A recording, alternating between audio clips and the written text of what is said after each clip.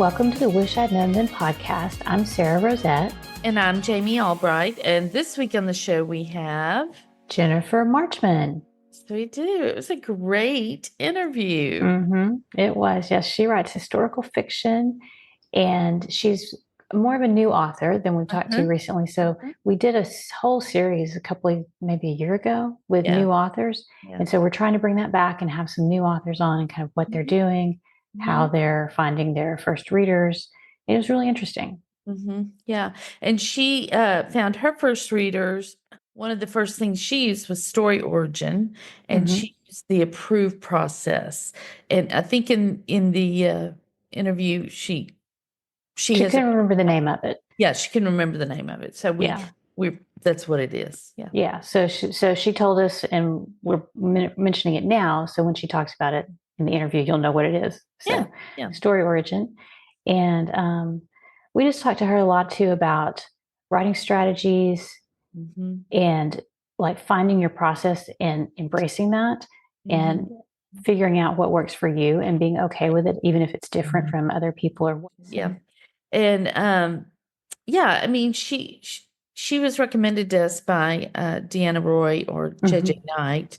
Deanna writes as JJ Knight. And so one of the things that Jennifer has done too is founding the Austin Indie Authors Group, which we talk about on here all the time, how important community is.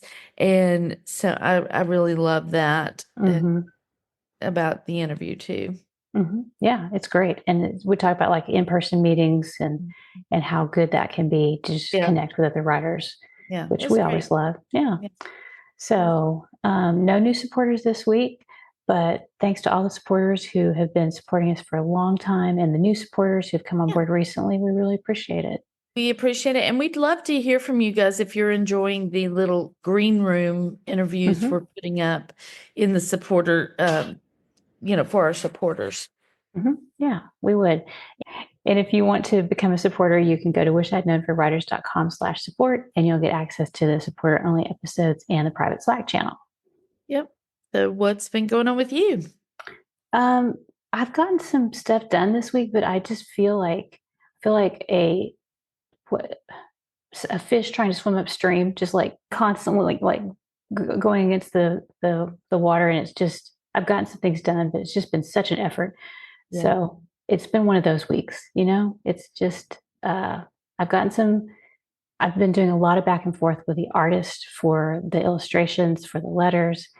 So that takes time and I'm not really good at conveying what I want. So it's like, I have to go find images that are similar and I post those, but then that takes forever to do all that.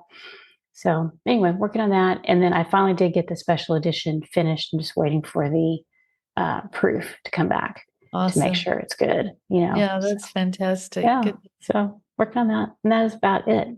Yeah. What about you? What's going on? Oh, y'all, I mean, I went and helped my daughter because she had an event and then they had a wedding. So I kept the kids and I had told my husband, like, if you just come up on the weekend, I can handle the week because they're in school. Are you exhausted? I was wrong. So very wrong. I posted a TikTok about getting my feelings hurt by a 5-year-old. And her almost making me cry. So yeah, it was rough. It was rough. I mean, it was fun. I mean, I had a ton of fun with them. They're so sweet and they're so fun. But it's just hard. And one person with 5, really, it's only 4 because it's 5, but the oldest is 12. But the younger 4 are 6, 6, 5, and 4. So they're virtually the same age. And that's just a lot to handle. Really hard. So didn't get much done. In fact, that Friday I had plans to sit down and spend a few hours writing, but Friday morning was the morning that the 5-year-old made me cry. Or almost made me cry. So that didn't happen. So yeah. Anyway, but I'm back at it this week. Yeah. Yeah. That's good. Yeah, Yeah. Little kids, people who write with little kids consistently, I'm just so impressed by them I'm because amazed. They it's are not such my a age. job. I will tell you that right now. I can almost guarantee that they are not my age. But if you are my age and you're writing with little kids, I bow down to you. Hats off to you. Yes. Exactly. Well, I did see something I wanted to talk about. This is totally different subject. This is kind of in the news in the mystery community. Yeah. There is the Agatha Christie estate has Yeah. taken video and audio of her, and they've created this AI production Oh that no. shows her. It looks like her talking about how she wrote her book. So you can sign up and take this course. Oh my gosh. And I've seen clips of it online, and it looks very well done. Yeah. It looks like her, it sounds like her, because she dictated some of her books. So they Yeah. have her voice, Yeah. and then I guess they have photos or videos of her that they've used. Yeah. But I just think that's really, as an author, I Uh-huh. feel, I think that's strange. I don't like that. I know she's gone and it doesn't matter to her, I don't care. but I Be think faked. to me, it makes me feel weird. And then I know that when she was alive, she hated interviews. She was Yeah. very private, and I can't imagine her doing it when she was alive. Yeah. So I think that's part of my issue with it too. Yeah. But I'm wondering if we're going to see more authors come back through AI. Oh, But I think you have the author estate would have to be very into uh-huh. this type of thing. And some author estates, they don't ever do anything. The books just kind of fade away. But if Yeah. you're a well-known author who has passed away, I'm wondering if estates or agents will start Yeah. monetizing basically Oof. this stuff. So have you heard of this? No, I haven't. Yeah. Yeah, I'm just gonna bite my tongue. I That's don't know, interesting, it's isn't kind it? of cringy. Yeah, I don't like it. I don't like it. I'm not biting my tongue. I don't like it. I'm It's gonna go just on different. record. Yeah, Yeah. I don't like that. Yeah. But Yeah. I mean, it's kind of like when they were using other people's images, like, Michael Jackson after he died and Elvis after he died, and, using their images for things. I don't like that either. I mean, Mm-hmm. it's up to the estate. And Mm-hmm. to me, that's just cringy. I don't like it. Yeah. And that's one thing that I'm like, don't know if that's going to be helpful or not in the future. Yeah, We will see. we will But see. it We is will see. something to be Yeah, aware let us of, know what you basically. think about it. We'd love to hear Yeah. what you think about that.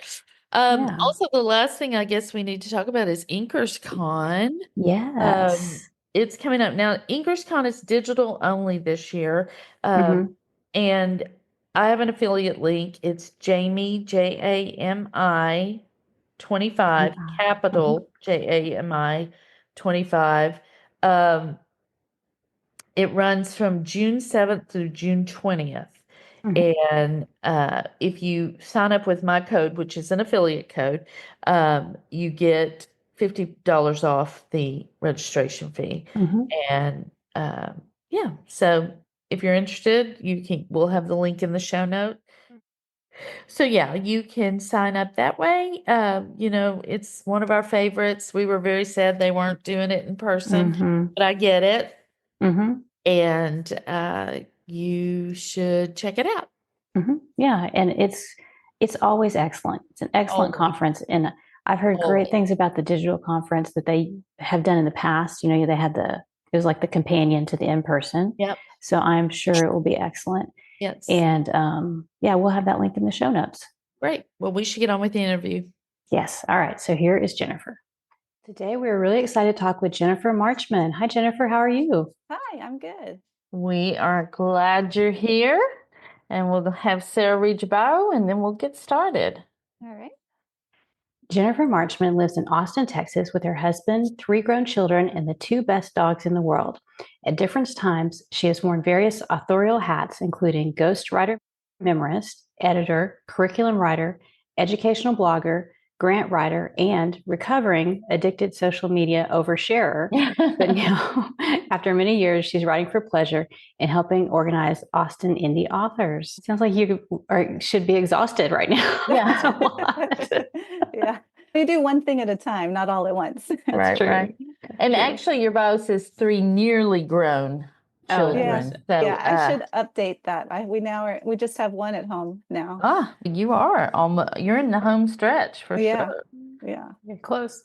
Tell us how you got into writing. I didn't really like writing when I was growing up. It felt like a Mhm. chore. And I think it's probably because the writing prompts were so dumb. But I did an English degree and we had to do a couple of creative writing classes. And that's where I really found that I enjoyed creating a story. And I think I had a blog back when everyone had blogs, and it was about my kids and our homeschooling adventures. And it was a lot of fun feeling like I had an audience to write for, and the interaction with the comments. And I think that's the various kind of writing jobs I've had. It just organically, my skills improved and it just became a more enjoyable activity. That's great. And so right now you're writing, it's time travel, historical fiction. Yeah, pretty I'd say much. it's like 80% historical fiction with the time travel twist. It's the device to get to compare modern time with historical time. So how did you That's get into very cool. that? Yeah. Outlander was my favorite book for a really long time. Same. Yeah. And historical fiction is my favorite genre. The more accurate, the better. And I toyed with writing a Viking romance or something like that. But I live in Texas, and so through homeschooling, we did Texas history 3 times in succession. So I just felt like I had a background for writing historical fiction set in Texas, and I could fill in the blanks easily with some research. I wasn't like starting from scratch on anything, and I could speak from the heart about just the landscape and the people. Yeah. I homeschooled my oldest for half a year. He had an accident and really couldn't go back to school, so I homeschooled him. And we did Texas history, and I was just like, I love being a Texan and raising little Texas children. It was so fascinating to me, but because it was things I had forgotten. Yeah, same. And just the thought that people walked into the state and the things they had to deal with, because Texas is so harsh and it's very huge, and the landscape is so diverse and everything. And then you got flesh-eating bugs and stuff. I just love it too. Yeah. Yeah. Relearning Texas history was really enjoyable. The first time around when I learned it myself, nothing really stuck. But No. yeah. Yeah.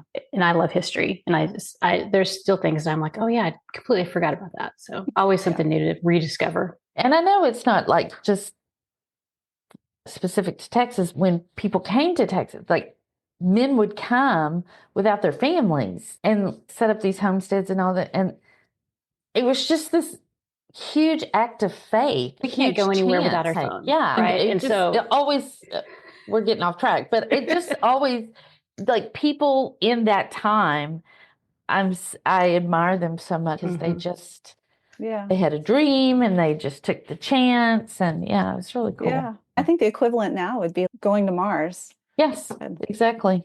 Yeah. And not knowing if it was going to work or not. Yeah. And probably never going back where you came from. Exactly. Yeah. All right. I'm going to pull us back on track here. What did you wish you had known about writing and craft? I always wanted to write a book. And I'm not the kind of writer who has a dozen ideas floating around and can never finish one. Like, I never had an idea.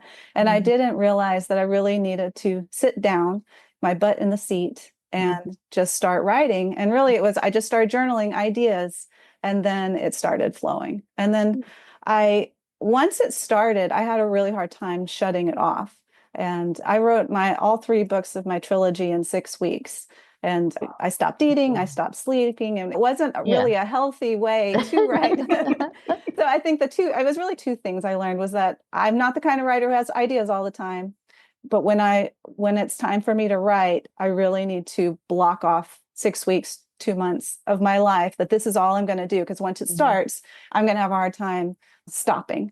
My youngest is a senior this year, so I'm really not planning to write my next book until she's fully launched. So is it like that for you now when you write? Do you need that big block of time and you just dive in and finish it? You haven't changed. I haven't changed. And I thought y'all know Deanna Roy. It's like she's Yes. my mentor. Yeah. It's like, I want to be Deanna Roy. I want to sit down 8 to 5, right? Yeah. And realized that I'm not the same kind of writer, and I Mhm. can't put hours around it, and it becomes all consuming for me. Yeah. I'm that way when I do start writing. It takes me a while to get going, but It's like I'm once that way about everything. I mean, it's sewing. I'll sew if I sew a project, that's all I'm doing. I'm covered in thread and I sew for 3 days in a row. I mean, it's just, Yeah. Immersive. Y'all are immersive. Yes. Yeah. It's better to embrace it than fight it, I think. Yeah, I was I gonna love say, the idea of journaling ideas though until the Yeah. story comes to you. Actually, I had someone suggest that to me just yesterday, actually, about a different project that I had been talking about. But she was just saying start with bullet points, but that's basically the same thing. You just start journaling and thinking about what you want to say. Yeah. Yeah, for me, it was just like stream of consciousness, the artist way, just writing for 10 minutes. And then once the idea started, I didn't need to rewrite about it. I could just dive in. Yeah. I think it's great that you found your process right away and embraced it instead of trying to be a different type of writer. Just say, this is what I do and be okay with it. I think that's great. Yeah. Yeah. Yeah. I don't know I think since I'm older when I started writing, I think if I was younger, I would have probably struggled for a lot longer before I realized, I can do it how it fits me. Yeah. What do you wish you'd known about marketing? I think I expected it to be a hustle. I didn't expect it to always be like the hustle always be changing so quickly. I feel I was really on top of Facebook ads and had figured that out. And then all the AI, like the dashboard changed and they introduced AI stuff. And I still haven't gotten back on top of those. So I think it's, I'm not afraid of hard work or learning things as I go. But once I feel like I've mastered something, I really thought it'd be like turning the crank, but it's really been, oh no, now the whole thing has changed and you need to relearn how to do it. So I wish I'd been a little more prepared for that, because I feel like I got a little complacent on, okay, my Facebook ads are working. And then I wasn't still in the mode of, okay, I need to keep learning, if that makes sense. I think you just have to always be, it's just going to be constantly changing. This industry never stays the same. So. Yeah. What are you glad you know now? What am I glad I know now? I think that the indie author community is very supportive. Being in a creative writing class in an academic setting while it was enlightening to realize that I enjoyed writing, it was also a traumatic experience, like the critique process. And after graduating, I tried writing a little bit, but there was my professor in my head and the fellow students who were really harsh. And it probably took me 20 years to get over that. And I think when I first started out, I wanted to be traditionally published. And I sent out 20 query letters before I realized I just had this yucky feeling of, this is not my path. I want to do independent publishing.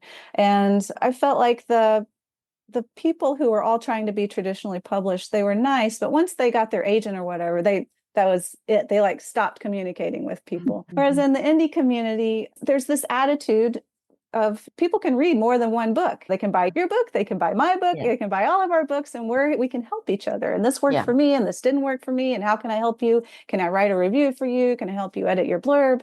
And I try to do the same in kind for other people. And it's a warm, welcoming, supportive community. And I think I would have joined it a lot sooner, decades sooner, if I had known that it would be like that and it wasn't going to be the cutthroat industry that I thought it would be. Yeah, I like that answer. And I think that's so true, because I think we do have this idea in our heads of, if we ask for help or there isn't any help, so there's no need to ask or anything like that. It's certainly not been my experience either. I feel like that this has been such a supportive community. Yeah. Yeah, me too. What do you still need to figure out? Ads. Amazon ads, Facebook ads. That's where I'm stuck right now. Yeah. And they were really going gangbusters at first. And for every dollar I was spending, I was getting 2 back. And then now they've really just stopped converting. And what I was doing isn't working anymore. And I've tried a dozen different things, taken courses, and I'm really not quite sure where to go at this point. Yeah. They Chris? have changed a lot just over the years. And then just recently, I'm personally at this moment not running any ads, but I have heard from other people that Facebook has changed a lot. You're not alone in that. I don't Yeah, think. that's good to hear. What's the most unhelpful advice you've received? Yeah, I thought a lot about this, and I have to say I didn't receive any fatal bad advice. Good. And so the closest thing to bad advice I got wasn't that it was bad advice for, I'd say, an experienced author, but it was bad advice for someone who's just publishing their first book. So I had a trilogy, and one of the strategies is to release it 1 month, each book 1 month apart, and have pre-orders and stuff. But as I was running Facebook ads on the first book while it was out, I had lots of people saying how great the book looked, and they were really excited, but they would wait until the whole trilogy was out. And so I felt like I was spending a lot on ads up front and not getting a lot of pre-orders. But then so I ended up after a month had gone by, I published book 2 and 3 at the same time. And then I started getting orders. So I think if I had a backlist and people knew who I was, and I was like, I'm starting a new romance series. And so then it's going to be book 1, and then 3 months later, book 2. And there's excitement is building and pre-orders are coming in, then I think that makes sense. But I think if you're just starting out like I was, it wasn't probably the best strategy, but it's almost at that point like splitting hairs. I think it's hard to get the momentum going anyway. You kind of have to pay to play in the beginning. Yeah, it's sad but true. But I think it's a pay to play, except for the golden years or the gold rush time right at the beginning. Since I've been in it since 2017, it's been pay to play the whole time. That's just how it is. Yeah. How did you go about? First of all, I want to ask, when did you publish your first book? Let's tell people. August 2023. Okay. And then how did you go about getting your first email subscribers? I had a link in the back matter for going to, if they wanted to join my newsletter too. So it was just a link. You didn't offer a second epilogue or anything like that? No. That's but good. I have to say, I haven't been the best. Utilizing an email or newsletter list has not been one of my strong suits. There are probably better strategies than but that was probably the laziest thing you can do is just have it in the back matter. I talked to plenty of people that didn't even have a newsletter when they started. They didn't have a newsletter link to sign up. So you're doing great there. You're ahead of the game. Yeah, exactly. And have you found that helpful? Has your newsletter grown over time, or? Just as people read the book and click on it. Yeah. It's not, I haven't that's probably something I should be putting more energy towards, is actually writing a newsletter for people to get. Yeah. I think for historical authors, I find that like it would be easier to do that because the material's already there. It's just like you just give them more of what they want, which if they're historical romance readers, they like historical stuff. So you just give them more of that. No, that's true. Yeah. How did you find your editor and cover artist? For the cover artist, I was in a historical fiction authors Facebook group, and I saw someone post their new cover that they had gotten, and it stopped me scrolling. I was like, wow, I want to read this book. It looked really interesting. I thought, okay, this cover has made me want to buy the book. And so I asked them, who was your cover artist? And that's who I ended up going with. It's more visual, and they're in England. And I love my covers. I thought they did a great job. So I didn't really shop for it. I decided, okay, this made such an impression on me. That's who I want to go with. What about your editor? And then editors, I really didn't have money for a professional editor. So I went a different route. I used, what is the name of it? It'll come to me, but they have a beta reader function where you can upload your manuscript so I had 13 beta readers all reading at the same time. And it was really helpful I had been sending my manuscript out to beta readers individually, and people would leave comments. I would make changes, send it out to the next beta reader, and they would tell me make comments that were like making me think I needed to switch back to what I had before. So I felt this tug back and forth. And then I found this website where I could upload my manuscript and have people reading at the same time. So then it was really great to see, 11 people loved this paragraph and only 2 people didn't like it, or that everyone is confused by this sentence, or people want more information here. And so I was really able to clean up my manuscript in that stage that way. And then I am really lucky that I have a friend whose mom is a published author and editor, and she volunteered to read my manuscript for me. And my best friend, who's a writer too, she read, and then my mom read. So I had all three of them. In the last stage, I took my manuscript and I put it through every grammar software that I could do, Pro Writing Aid and Grammarly, and I listened to it on audio. I made edits, and then I sent what I felt was the cleanest possible chapter to them. And then all three of them read it, made comments, made edits, and then that was the final. I do have a really clean manuscript. I haven't gotten any negative feedback on grammar stuff, and people comment on how clear my writing is. So I felt not being able to afford an editor, I felt like I came up with a good solution.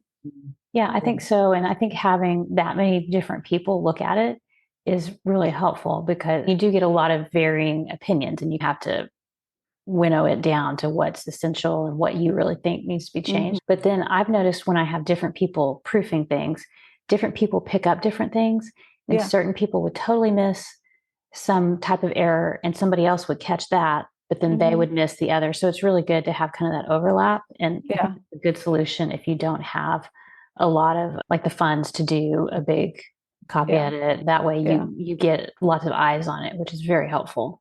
Yeah. And I think in some ways, I feel like it was even a little bit better, because instead of relying on just one person to be the editor, I'm relying on, as you said, different people pick up on different pet peeves on grammar.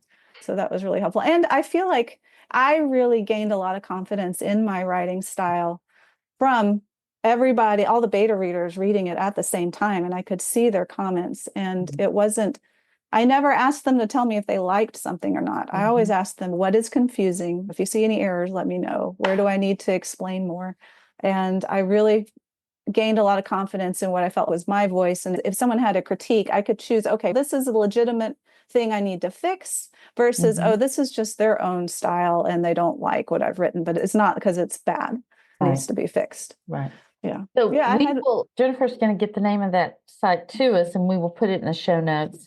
And in the intro, we'll also talk about it, just so we make sure everybody gets the name of it, because that's such a great idea. Such a great idea. If you don't have the money for a professional editor, this is an option, which is so great, because we do need those eyes on things to catch little things that readers are going to catch. That's awesome. I do have a question.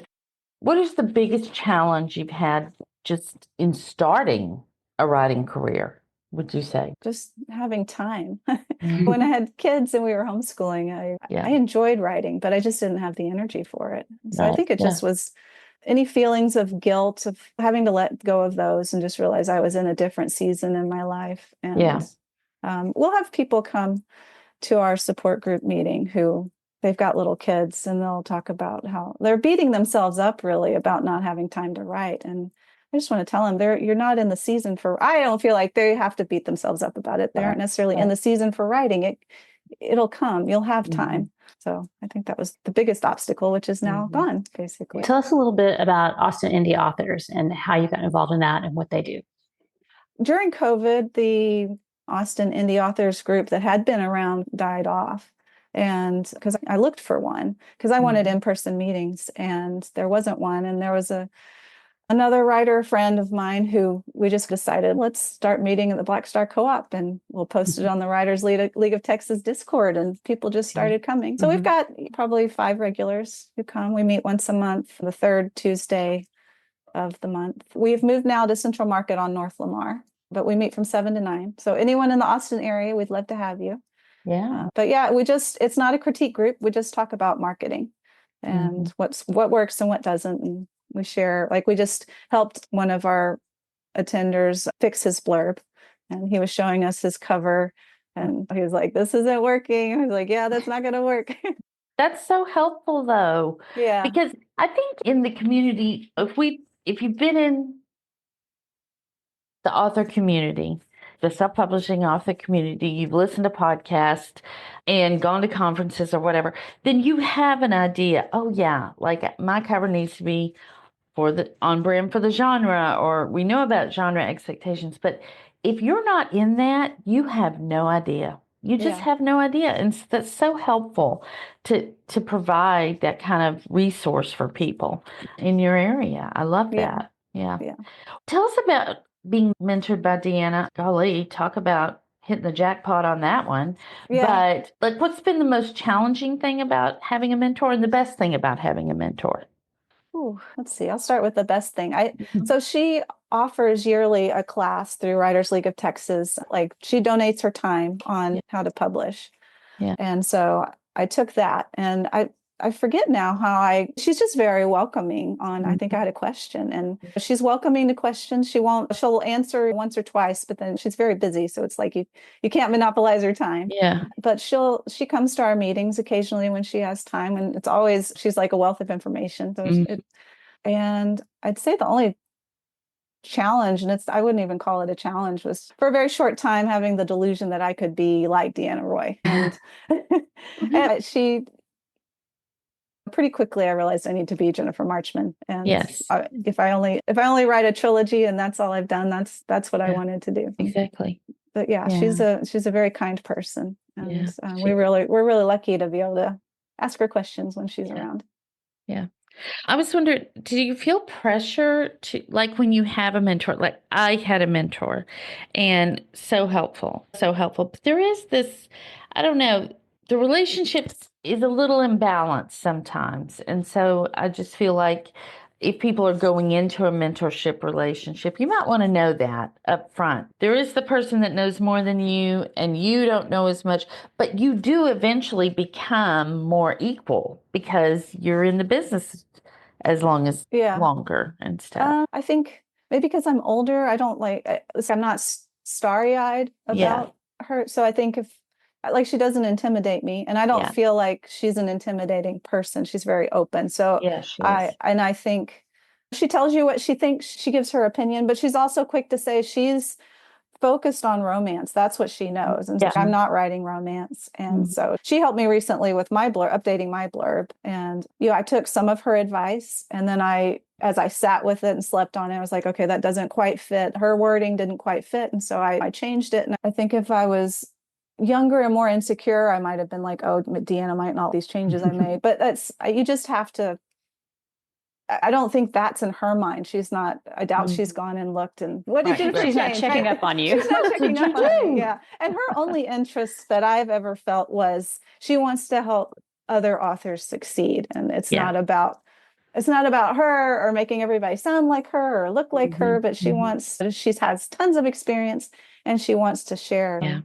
I think it was more, not that I wanted to write romances like Deanna and Deanna's voice. It was more that it was like, okay, she's an amazing businesswoman. She's figured this out. I can do this too. But I think she loves the business side. I hate the business side. I don't want to do all that stuff. So it doesn't feel so natural to me. And I no longer feel like, I've just realized I'm probably not going to be as successful as Deanna. I know I'm not going to be because I'm not interested in doing all those things, doing all the work, doing the hustle to achieve the success she has. And she's earned everything that she's done. Yeah, absolutely. That's great. But that's a great realization. That's being very self-aware and to just know that. And there's nothing wrong with it. Yeah, not at all. Because we all have different things that we define as success for us. And I think it's better not to be chasing, oh, I want to be like so-and-so, because we're never able to totally replicate something anyway. It's better to figure out what success is for you. Exactly. And that's something I ask a lot of the people who come to our meeting who are exploring whether they want to do traditional or go in the indie route. And I'll say, what does success look like for you? Do you want to win the Pulitzer Prize? Do you want to be on podcasts? One lady said she wanted to see her book in the airport, like the airport stores. And I was like, then you need to be traditionally published. For me, I just wanted my book out there and people reading it. It's the fact that it exists and you can buy it, and actually that it's on the shelf at the library. Everything after that is gravy for me. And I'm really lucky that this doesn't need to be my livelihood. It's more of a hobby. And I would like to at least break even. I've achieved the success I wanted to achieve. And that's fantastic. Yeah. Yeah, that's great. What are your plans for the future for publishing? It sounds like you have lots of ideas now. Do you have more book ideas? Yeah. So I have my trilogy takes place in a multiverse, and I left it. I want to return to this world, and I've got a couple storylines that I've got in mind of characters who were side characters. It's what happened to them, what was their origin story. So that's where I would take it next. Yeah, that's fantastic. That's so great. Do you feel like you have more romance readers or more? I figure with the time travel element, you would have some that are not romance readers, but maybe pulled over. I think I have more historical fiction readers. And the people who've picked it up and thought it was going to be a romance are disappointed, because it does have it. There is a romantic element, but my characters are very flawed. So it's not. My book isn't a beach read. It's much more about the history of this time and place, and the tensions between the Anglo community and the Comanche community. Because my male main character is a former Comanche captive who's been forced back to Anglo society as an adult. And so he's adjusting. He wants to fit in. His neighbors are distrustful of him for his Comanche past. And then he finds this injured time traveler on his property. It ends at the Goliad massacre. So there's just a lot going on. Yeah, not a beach read. No. It's not a beach read. But that's so good that you know that, and then you can say that, because it's like marketing. Jamie always says marketing is about pushing people away and pulling people to you. No, I don't want you people that want beach reads reading my book, because you're not going to enjoy it. Yeah, I've probably had about a third of male readers, not just female readers. But I can see that. The main theme I'm exploring is, I feel like, depending on what culture you've been brought up in, what everyone thinks they're doing the right thing. They want to do the right thing. And that looks very different in different cultures. Yeah. And so that's really what, especially with my character, Jim, who grew up Comanche, is now living Anglo. He has very different ideas of what it means to be a good person. Yeah. Wow. Sounds fascinating. It does. I love it. What do you think the best thing you've done to set yourself up for success has been? I think not having an unrealistic goal. That my goal was first it was just to write a book, then it was to get it revised, then it was to publish it, and then my goals are tiny, incremental and manageable. And there were moments of, I'm going to be Deanna Roy and I'm going to have 60 books. But those are very short, right? But those are all things that you can do. Like you mentioned, somebody who has a goal to win the Pulitzer Prize, that's actually out of your control. You can't for sure. You can set yourself up to possibly do that, but finish the book, learn how to publish it. Those are things you can do, which I think that's better for our mental health if we can focus on those things. And I think that's why I found the whole querying process so icky. It's like I was waiting to be picked. Please fall in love with me. It's just, I can do this myself. I find it icky too. Who needs that? There's a lot of stress, and so much of it is out of your control.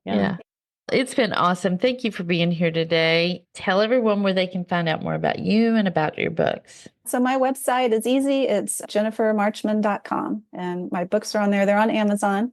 And that's it. I'd love to hear from readers if they read my book and have questions or just want to talk about the ideas in my book. I love talking with people. Or if anyone's in the Austin area, I would love to do a book club. My favorite experience was being a guest author at a book club. Okay. Yeah. There you go. Fun. All right. So the call's been put out. Also, if you're an author in the Austin area, they have their meetings. Now, where can they find out more about that? Contact me through the website, or through the Writers League of Texas. There's a Discord, and we have a channel on there. They very kindly host us on there. But otherwise, it's a very organic, loose group. Kyle, my buddy, he's the one who sends out an email reminder to people who've given us their email address, but we don't have anything more organized than that. But we'd love to have you. Perfect. All right. Great. Well, we will have those links in the show notes, and those will be at wishidknownforwriters.com. And if you want to support the podcast, you go that same link /support, and we'll see everybody next week. Bye, everyone. Bye.